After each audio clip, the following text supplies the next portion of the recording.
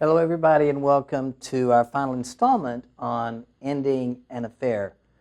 I do understand that not everybody that comes to the affair recovery side are dealing with affairs. I mean, many of you are dealing with things such as one-night stands, sexual addiction, perhaps an emotional affair, an inappropriate relationship where it's not what you might call an affair. However, I'm hoping as you go back and look through this that you can find elements to apply to your own situation. And this week, we're talking about letting go and moving on.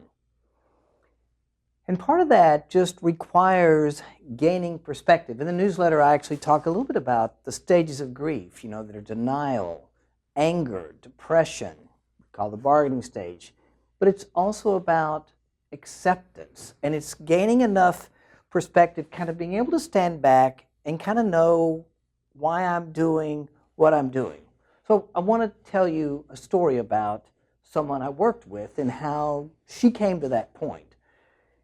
In her relationship, which had lasted approximately 2 years, she was pretty sure that she had found the person that was everything. I mean, it was her soulmate. She was absolutely head over heels and willing to give up everything.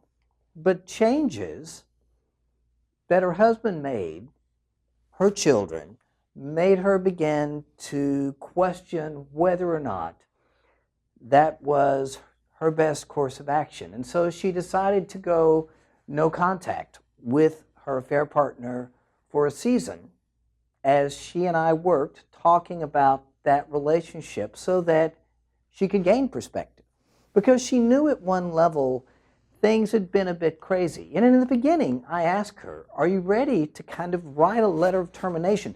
Not a letter of termination to send to him necessarily, but just, are you ready to say goodbye in your own words?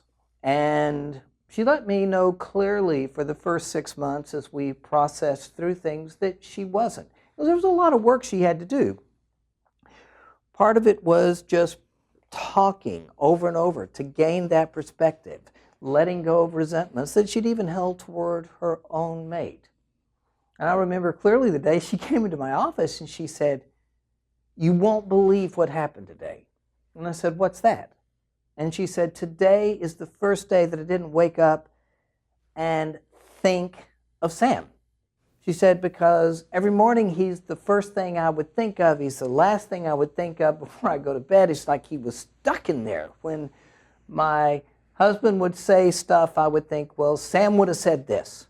And she said, "I'm ready to write that letter." And she was really kind of excited. So I want to share the letter she wrote and just what she came to. Now, these wouldn't be the same conclusions perhaps you might come to, but it's an example of where she came.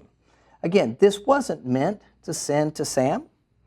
It was just meant ultimately for her own closure.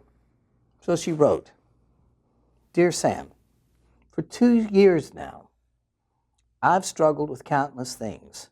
Since our relationship began, my life became rather a mess as I made one mistake after another, each one more damaging than the one before. Had these choices of mine affected only myself, I wouldn't have the same concerns that I have today. But that's simply not true. Many people in both of our lives were harmed by our decisions, and for that, I am truly regretful. I don't mean to sound cliche, but it's almost as if you had a hold on me that I was either not willing or I was unable to break. You knew and told me long ago that you were fearful of a separation between us, and you were sure we would fall apart. And you were right. But specifically in the sense of your influence over me, I realize now that's what you feared most, and I think I understand why. Had I not allowed myself to be swayed by you again and again, things would have been radically different. I really can't say what would have happened had we done what I believe to be right. But I can say with certainty that many of the trials we faced would never have come to pass. I'll never know if you intended to manipulate me as you did, but I do know that my desire for you and the love you gave me overpowered my common sense. During these recent months, I've tried very hard to be as realistic as possible and to stop making foolish blunders. I've spent countless hours examining everything that transpired between us and how each of us had been affected.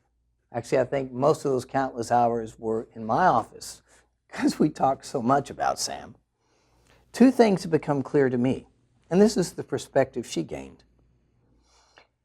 I've come to the conclusion that I'll never be able to give you what you want and need.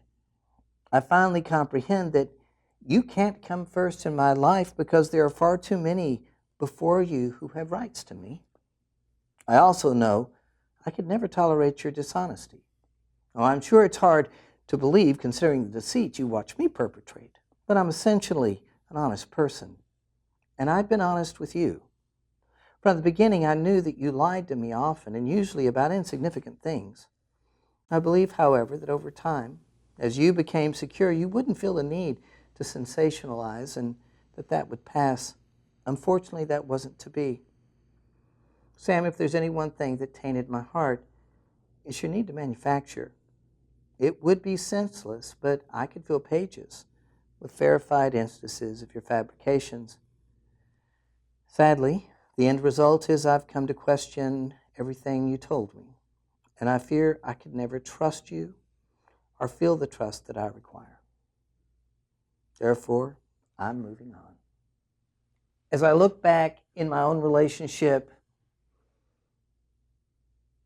I was able to find good reasons in the long run as I gained perspective, as I moved beyond infatuation to see why this was the right thing for me.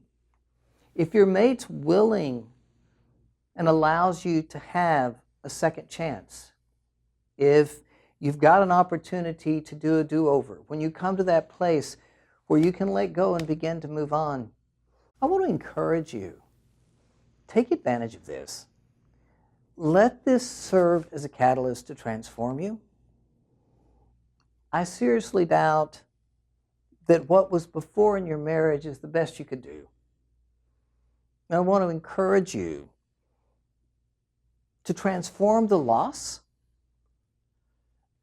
and to use this as a way to move on to a new and a better life, to healing.